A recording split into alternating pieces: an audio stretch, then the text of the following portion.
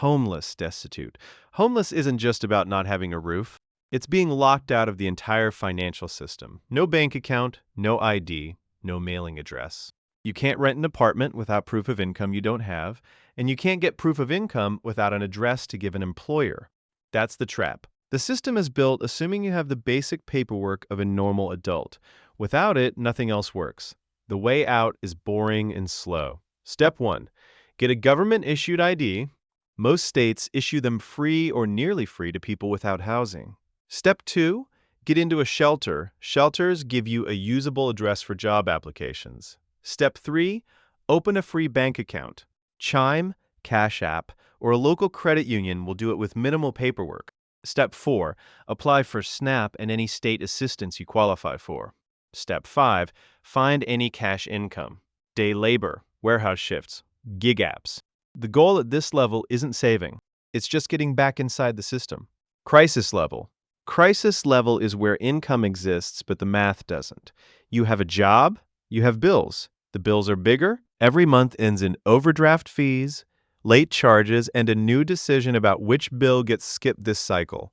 One unexpected $400 expense, and you're done. This is the most stressful rung on the wealth ladder. Not because it's the poorest, but because you can see the next step and keep getting knocked back. The way out starts with triage. Call every creditor and negotiate a payment plan. Credit cards, medical bills, utilities, they all have hardship programs most people don't know exist. Call 211 in the U.S. for local rental assistance, food pantries, and emergency funds specific to your city. Take any extra work, DoorDash, Amazon Flex, weekend shifts. Sell anything non-essential. The old iPad, the second TV, that designer bag. The goal isn't wealth. It's a $500 buffer. That single number is the difference between a flat tire being a bad day and a flat tire being eviction 2 months later. Paycheck to paycheck. This is the biggest group in America. Roughly 60% of adults live here. Bills get covered most months. The account hits zero right before payday. You're not behind, but you're not saving. One emergency and you're back at crisis level. The problem at this level isn't income. It's structure. Money comes in and leaves through the same front door. There's no firewall between spending and saving. The fix is automation. Open a separate savings account at a different bank so it's annoying to transfer from. Set an automatic transfer of $50 every Friday the moment payday hits. $50 a week is $2,600 a year, and you won't even feel it leave. Next, cut one recurring expense worth at least $100 a month. Gym you don't use, streaming services you forgot about, the DoorDash habit. Apply that saving to the same account. Build a $1,000 emergency fund before touching any debt. Not $2,000, not $500. $1,000, that's the buffer that stops your life from collapsing the next time the car breaks. Treading water. Treading water looks like progress. You have a small buffer, a little in savings. You're not stressed about rent, but under the surface something is growing. A credit card balance, a car loan, a buy now, pay later tab you stopped checking. At this level, your income only covers your lifestyle because debt is quietly subsidizing it. Every month, interest is chewing through your future paycheck before you earn it. The fix is surgical. Write down every debt with the interest rate next to it. Forget the emotional stuff about which one makes you feel worst. Attack the highest interest rate first. It's called the avalanche method, and it saves the most money, full stop. Free up $200 to $500 a month by cutting fixed expenses. Cheaper phone plan. Refinance the car. Cook at home 6 nights a week. Apply every extra dollar to the top debt. And stop using credit for anything new. The math only works if the hole stops getting deeper. Treading water becomes drowning the second you add another monthly payment to the pile. Financially stable. Financially stable means bills get paid, a small emergency fund exists, and you're not running numbers at 2 a.m. anymore. You're not rich. You're just not stressed. For most people, that alone feels like winning. Here's the problem. Stable is not the same as building. Your money is paused, every paycheck comes in and mostly leaves. You're not going backward, but you're not compounding either. The fix is to stop letting money sit in a checking account earning nothing. Start with your employer $400 and $1,000 match. Not getting the match is giving up free money. and roughly 1 in 4 employees still do it. Open a Roth IRA or a brokerage account. Set automatic contributions into a low-fee index fund like VTI or VOO.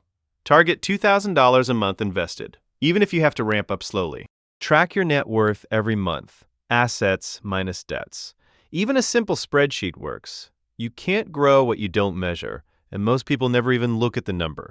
Middle class. Middle class is where most of America aspires to land. Steady income, a reliable job, some retirement savings. Home ownership is actually possible. Vacations happen. Kids can do activities. From the outside, it looks like the finish line. Financially, it's the starting line. The biggest move at this level is buying a home. Not because real estate always goes up, because it doesn't, but because rent is pure expense and a mortgage is forced savings. 30 years of paying rent leaves you with zero. 30 years of paying a mortgage leaves you with a paid-off asset worth hundreds of thousands. Second, push your income up. Middle-class people who stay middle class take the annual 3% raise and call it a day. Promotions happen to people who ask. Side hustles happen to people who build them. Job hopping typically earns 10 to 20% more than staying put. Third, invest 15 to 20% of your income, not when you feel like it. Every month. This is the rung where compounding either starts working for you or it doesn't. Upper middle class is 200,000 to 500,000 net worth. Good job, good house. A funded retirement account, the nice car. On paper, you're doing well. There's still a problem. You're trading time for money. If you stopped working today, your lifestyle collapses inside 6 months. That's not wealth. That's a well-paying leash. The move at this level is to stop earning only through your job. Max out every tax-advantaged account first. 401k Roth IRA, HSA if you have one. Stacked together, that's about $30,000 a year in tax-advantaged contribution space, which compounds aggressively over time. Then start building income that doesn't need you in a chair for 8 hours. A rental property, a small business, a content platform, something that earns while you sleep. Most people stall here forever because upper middle is comfortable, the job pays well, the house is nice. Building anything extra feels unnecessary. That comfort is exactly why most people never reach the next level. The comfort is the trap. Mass affluent. Mass affluent is 500,000 to 1 million net worth. Real savings, some passive income, maybe a rental, maybe equity in a business. You're probably not rich by your city's standards, but you're comfortably past most of the country. Here's the pivot. This is the level where people either break through to real wealth or stall for 20 years. The difference is whether you keep scaling an income stream or you coast on what you already built. The move is to take one income stream and scale it into something that generates $5,000 to $10,000 a month passively. Expand the rental into a small portfolio. Grow the online business past the side hustle phase. Shift the brokerage toward a 50-50 mix of growth and income-producing assets. And reinvest everything. Mass affluent stalls when people start upgrading. Bigger house, better car. Fancier vacations. That's lifestyle inflation, and it's the number one reason 700,000 net worths stay 700,000 net worths forever. The target is simple. $1 million liquid and invested. Millionaire. $1 million isn't what it used to be. It's not rich. It's comfortable. Roughly 22 million Americans hit this level. You have real money working for you.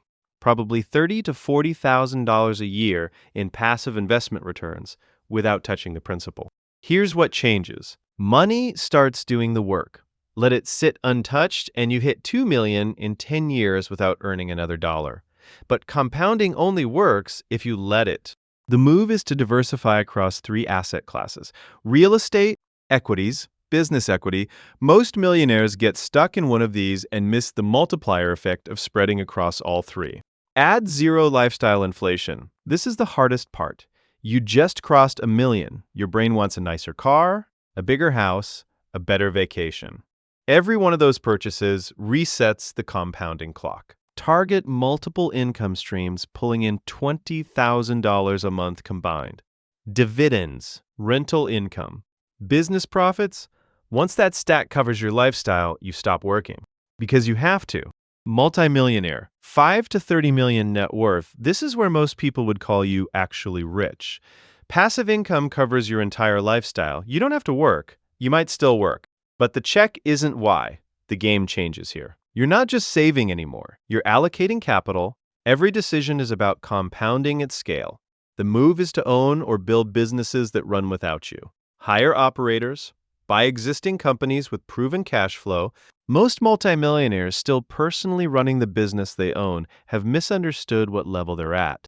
You also get access to deals the public never sees: private equity, venture capital, pre-IPO rounds, angel investing. Minimums are usually $250,000 to $1 million per deal, which is exactly why 1 million net worths never get the invite. At this level, the biggest risk isn't losing money, it's losing momentum. A lot of multimillionaires stop pushing because they don't need more. That's a valid choice. But if your goal is the next level, passive income alone won't get you there. You need equity in something that can scale 10x. Ultra high net worth. Ultra high net worth starts at 30 million. It tops out around 100. There are roughly 300,000 people worldwide at this level. This is where money stops behaving like money and starts behaving like a tool. You don't have assets anymore. You have an institution. The move is to set up a family office, a dedicated team that handles investments, taxes, estate planning, and deal flow. The minimum economical size for an outsourced family office is around 30 million, which is exactly why this level starts there. You get access to investment categories the rest of the market never sees: private placements, hedge funds with 5 million minimums, direct stakes in private companies, real estate deals structured through syndicates. Your biggest lever at this level isn't returns, it's network. The deals that actually compound wealth at this scale aren't listed anywhere. They come from another UHNW person inviting you into the round. This is why rich people stay rich. It's not magic, it's access, and access only gets handed to people already in the room. Centimillionaire, 100 to just under a billion, roughly 30,000 people globally. You're in the top 0.001%, and you're still not a billionaire. The gap between 100 million and a billion is the hardest jump on the entire ladder. It's 10 times harder than going from 1 million to 100 million. The reason is math. Compounding normal investments won't get you there in a human lifetime. Park 100 million in the market returning 10% a year, and you hit a billion in 24 years. Most people don't have 24 years left when they reach this level. The only real path from here to billionaire is owning equity in something that 100 times. A tech company that goes public, a venture fund that hits a unicorn, a private business that sells for 10 figures. At this level, you stop diversifying and start placing concentrated bets. Anchor a venture fund. Take founder positions in high-growth startups. Acquire and roll up mid-market companies. Diversification here locks you into being permanently wealthy. Concentration is the only path to permanently legendary. Billionaire. $1 billion. Roughly 2,800 people on Earth. You could spend $100,000 a day for 27 years and still not run out. There is no step-by-step path to this level. Every rung before this one had a playbook. This one doesn't. Billionaires come from 3 places. First, you built a company that dominated a market. Bezos, Musk, Zuckerberg. You put everything into one bet that scaled to own an entire category. Second, you owned equity in something that exploded. Early employees at Google, early investors in Facebook, the right stock, the right time, in enough size to matter. Third, you inherited it. Roughly a third of the Forbes list didn't build anything. They were born into a family that already crossed the line. That's it. Nobody budgeted their way here. Nobody saved their way here. Nobody climbed rung by rung. This level doesn't get climbed. It gets built, or it gets handed to you. That's why the advice stops here. At this point, the game itself changed.